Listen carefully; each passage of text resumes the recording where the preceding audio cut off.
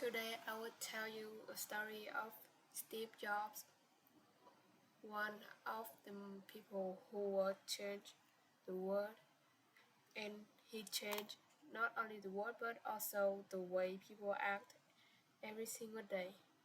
Steve Jobs was born in 1955 and he grew up in California in an area which would later become as known as the Silicon Valley. At the age of 14, Steve Jobs has already become friends with Steve Wozniak, who people those days called an electronic whiz kid, and Steve Wozniak liked to design and build his own electronic equipment. In 1975, Wozniak started to design a personal computer, which at that time nobody owned a personal computer in their homes. Jobs was only 20 young, but he had a strong business vision and brain. Steve Jobs convinced Wozniak to build personal computers in his garage and sell them together. 1 year later, they found the famous Apple Computer Company and started building and also selling personal computers.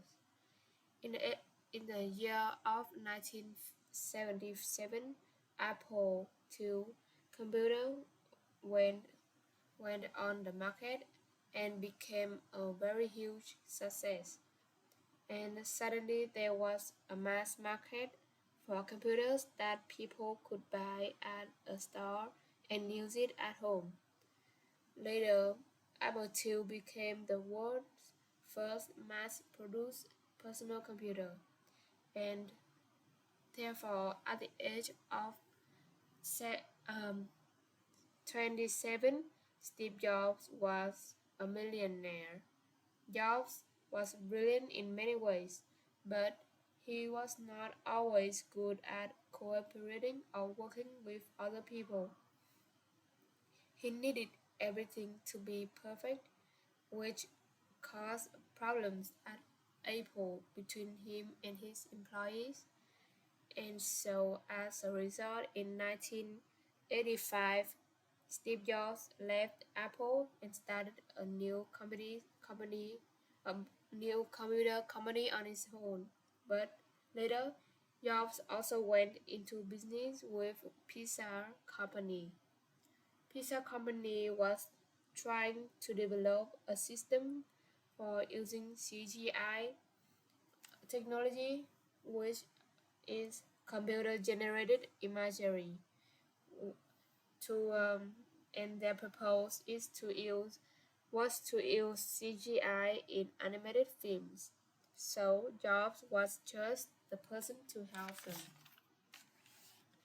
In 1985, in 1995, Pixar released the movie Toy Story, which was the world's first full-length computer-generated imagery film, and Toy Story was a big hit, and, it led Pixar became a very, very profitable company, and Steve Jobs also became a very, very rich man, which also considered a billionaire.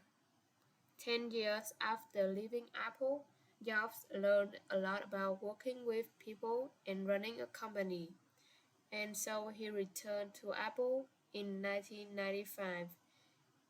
He made many changes to Apple. During the time that Jobs left the company, Apple was not doing so well, but Jobs had a wide vision.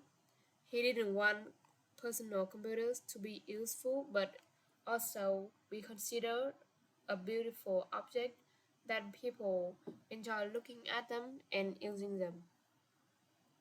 In 1998, Apple introduced iMac, a new desktop computer, and in the next year, iBook, a new laptop computer. People thought both were very attractive, and both iMac and iBook became immediately popular, and so Apple became a profitable company again. But Steve Jobs wasn't finished. He had an even bigger vision.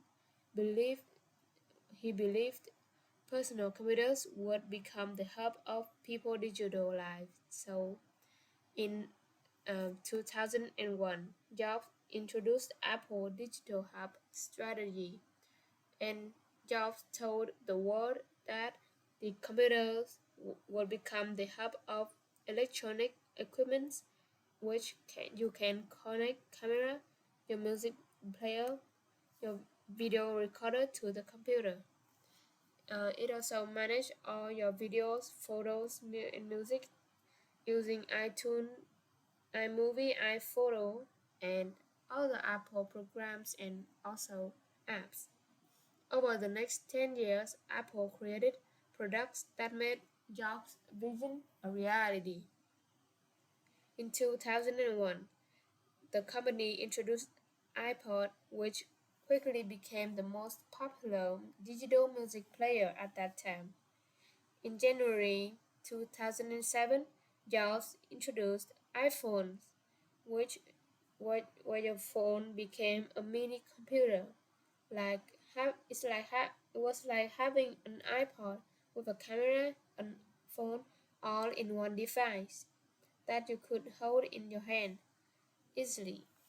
2 years later, um, Apple released iPad onto the market as well, which was a small line version of computer that you can also hold in your hands. To use iPad, you just need to touch the screen.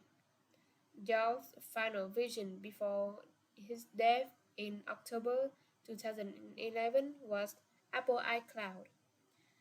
It was a system which allowed Apple users to store and manage their data and applications not in their computers but over the internet.